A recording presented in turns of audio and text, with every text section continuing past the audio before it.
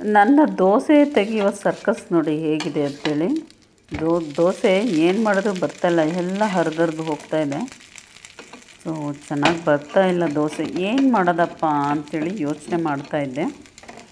So ಈ ಒಂದು ಟಿಪ್ಸ್ನ ನೀವು ಉಪಯೋಗಿಸಿ ಬೆಳಗಿನ ಒಂದು ಬ್ರೇಕ್ಫಾಸ್ಟಿಗೆ ಬಹಳ ಬೇಗನೆ ನಾವು ಈ ರೀತಿಯಾಗಿ ಏನಾದರೂ ಮಿಸ್ಟೇಕ್ ಆಗಿದ್ದರೆ ನಾವು ದೋಸೆ ನೆನೆಸುವಾಗ, ಸೊ ಉದ್ದಿನಬೇಳೆ ಎಷ್ಟು ಹಾಕಬೇಕು, ಹಾಗೆಯೇ ಅದಕ್ಕೆ ಮೆಂತ್ಯ ಎಷ್ಟು ಹಾಕಬೇಕು ಅನ್ನೋದರಲ್ಲಿ ಸ್ವಲ್ಪ ಹೆಚ್ಚು ಕಮ್ಮಿ ಆಗೇ ಆಗುತ್ತೆ, ಸಹಜ.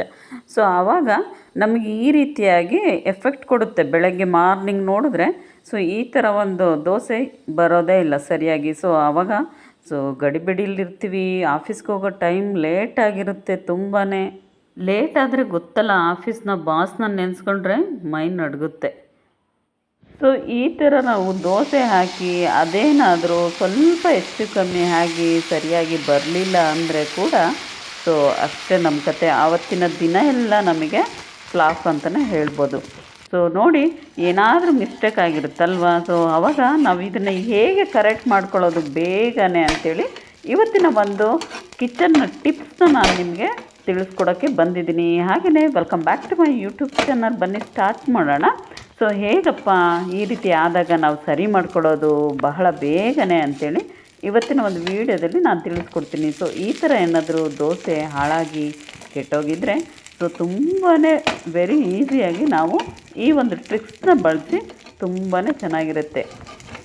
ಆಮೇಲೆ ಮಾರ್ನಿಂಗ್ ಎದ್ದೇಳೋದು ಕೂಡ ಲೇಟ್ ಆದರೆ ಅಪ್ಪಿ ತಪ್ಪಿ ಈ ರೀತಿಯಾಗಿ ಮಿಸ್ಟೇಕ್ ಆದ್ರಂತೂ ಅಷ್ಟೇ ಕತೆ ಗೋವಿಂದ ಅಂತಲೇ ಹೇಳ್ಬೋದು. ಸೊ ಹಾಗಿದ್ದರೆ ಇವತ್ತಿನ ಒಂದು ವೀಡಿಯೋದಲ್ಲಿ ಹೇಗೆ ಈ ರೀತಿಯಾಗಿ ದೋಸೆ ಚೆನ್ನಾಗಿ ಬರಲಿಲ್ಲ ಅಂದರೆ ತಕ್ಷಣವೇ ನಾವು ಪ್ರಿಪೇರ್ ಮಾಡ್ಕೊಳ್ಳೋದು ಹೇಗೆ ಅಂತೇಳಿ ಇವತ್ತಿನ ಒಂದು ವೀಡಿಯೋದಲ್ಲಿ ನಾನು ನಿಮಗೆ ತಿಳಿಸ್ಕೊಡ್ತೀನಿ. So welcome back to my YouTube channel. Again ಹೊಸಬ್ರು ಯಾರೆಲ್ಲ ನನ್ನ ಚಾನಲ್ನ ನೋಡ್ತಾ ಇದ್ದರೆ ಇವಾಗಲೇ ಹೋಗಿ ಸಬ್ಸ್ಕ್ರೈಬ್ ಮಾಡ್ಕೊಳ್ಳಿ ಫ್ರೆಂಡ್ಸ್, ತಡ ಮಾಡೋದು ಬೇಡ. ಸೊ ಬನ್ನಿ ಸ್ಟಾರ್ಟ್ ಮಾಡೋಣ. ಇವಾಗ ನೋಡಿ, ದೋಸೆ ಹಿಟ್ಟಿಗೆ ನಾವು ನೆನ್ನೆ ನೈಟನ್ನೇ ಚೆನ್ನಾಗಿ ರುಬ್ಬಿ ಈ ರೀತಿ ಹದ ಮಾಡಿ ಇಟ್ಟಿರ್ತೀವಿ ಅಲ್ವಾ. ನಾವು ಎಷ್ಟೇ ಚೆನ್ನಾಗಿ ಉದ್ದಿನಬೇಳೆ, ಮೆಂತೆ, ಅವಲಕ್ಕಿ, ಅನ್ನ, ಆಮೇಲೆ ಇನ್ನೇನೋ ಹಾಕ್ತೀವಲ್ವ, ಸೊ ತೊಗರಿಬೇಳೆ, ಆಮೇಲೆ ನಂತರ ಸಬ್ಬಕ್ಕಿ ಅದೆಲ್ಲ ಹಾಕಿ ಮಾಡಿದಾಗ ಈ ರೀತಿ ಕೂಡ ಆಗೋ ಒಂದು ಚಾನ್ಸ್ ಇರುತ್ತೆ.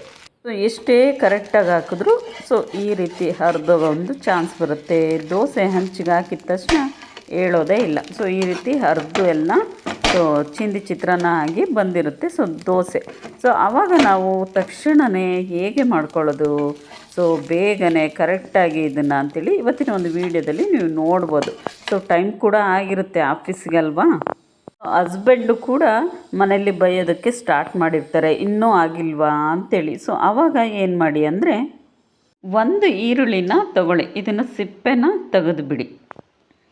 ನೋಡಿ, ಸಿಪ್ಪೆನೆಲ್ಲ ಈ ರೀತಿಯಾಗಿ ತೆಗೆದುಬಿಟ್ಟು ರೌಂಡಾಗಿರಬೇಕು ಈರುಳ್ಳಿ. ಸೊ ಇದನ್ನು ಇವಾಗ ಸೆಂಟ್ರಲ್ಲಿ ಕಟ್ ಮಾಡ್ಕೊಳ್ಳಿ. ಹೀಗೆ ಈ ರೀತಿಯಾಗಿ ಕಟ್ ಮಾಡಿ ಇಟ್ಕೊಂಡು ಇದನ್ನು ತಿರುಗಿಸ್ಬಿಟ್ಟು ಈ ರೀತಿ ಏನು ಚಾಕು ಇದ್ದರೆ ಒಂದು ಚಿಕ್ಕದಾಗಿರೋ ಒಂದು ಚಾಕುಗೆ ಚುಚ್ಕೊಳ್ಳಿ, ಇಲ್ಲಾಂದರೆ ಸ್ಪೂನಲ್ಲಿ ಕೂಡ ಈ ರೀತಿ ಹಿಂಭಾಗದಲ್ಲಿ ಚುಚ್ಚಿ. ಸೊ ವೆರಿ ಈಸಿ ಟ್ರಿಕ್ಸ್ ಇದು. ಸೊ ಟ್ರೈ ಮಾಡಿ ನೋಡಿ ಒಂದು ಸಲ. ಸೊ ಇದನ್ನು ಆಯಿಲಲ್ಲಿ ಈ ರೀತಿಯಾಗಿ ಡಿಪ್ ಮಾಡಿ. ಸೊ ಈ ರೀತಿಯಾಗಿ ಡಿಪ್ಪು ಮಾಡಿದ ನಂತರ ಅಂಚು ಮೊದಲಿಗೆ ನಾವು ಕಾಯಲಿಕ್ಕೆ ಇಟ್ಟಿರಬೇಕು. ಸೊ ಆವಾಗ ಈ ಅಂಚಿಗೆ ಎಲ್ಲ ಕಡೆನೂ ಸ್ಪ್ರೆಡ್ ಮಾಡಿ ಹೀಗೆ.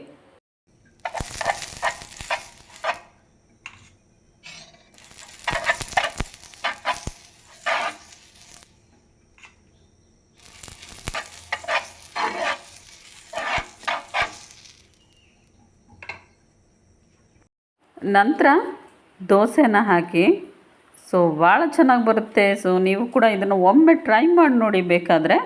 ಸೊ ಈ ರೀತಿಯಾಗಿ ದೋಸೆನ ಹಾಕಿಬಿಟ್ಟು ಒಂದು 2 ಮಿನಿಟ್ಸು ಕ್ಲೋಸ್ ಮಾಡಿ ಇಟ್ಬಿಡಿ. ಸೊ ನೀವು ಅಂದ್ಕೊಂಡಿರಲ್ಲ ಅಷ್ಟು ಚೆನ್ನಾಗಿ ಬಂದಿರುತ್ತೆ, ಮ್ಯಾಜಿಕ್ ಅಂತಲೇ ಹೇಳ್ಬೋದು.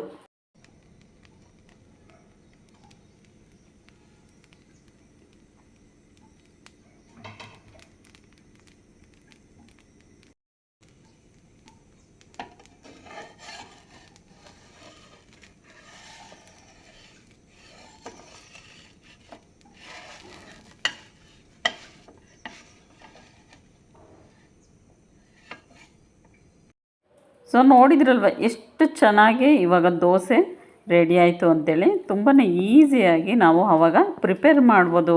ಸೊ ಏನು ಸಮಸ್ಯೆ ಆಗೋದಿಲ್ಲ. ಈ ಒಂದು ಟಿಪ್ಸ್ನ ನೀವು ಬಳಸಿ ನೋಡಿ, ಒಂದು ಸರಿ ಮಾಡಿ ನೋಡಿ, ಖಂಡಿತ ಸಕ್ಸಸ್ ಆಗುತ್ತೆ.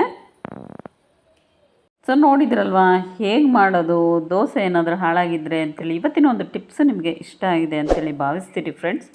ನೆಕ್ಸ್ಟ್ ಮುಂದಿನ ಒಂದು ಹೆಲ್ತ್ ಟಿಪ್ಸೊಂದಿಗೆ, ಹಾಗೆಯೇ ಕಿಚನ್ ಟಿಪ್ಸೊಂದಿಗೆ ಮತ್ತು ಹೊಸ ರೆಸಿಪಿಯೊಂದಿಗೆ ಮತ್ತೆ ಸಿಗ್ತೀನಿ. ಟೇಕ್ ಕೇರ್ ಎಲ್ರಿಗೂ. ಬಾಯ್.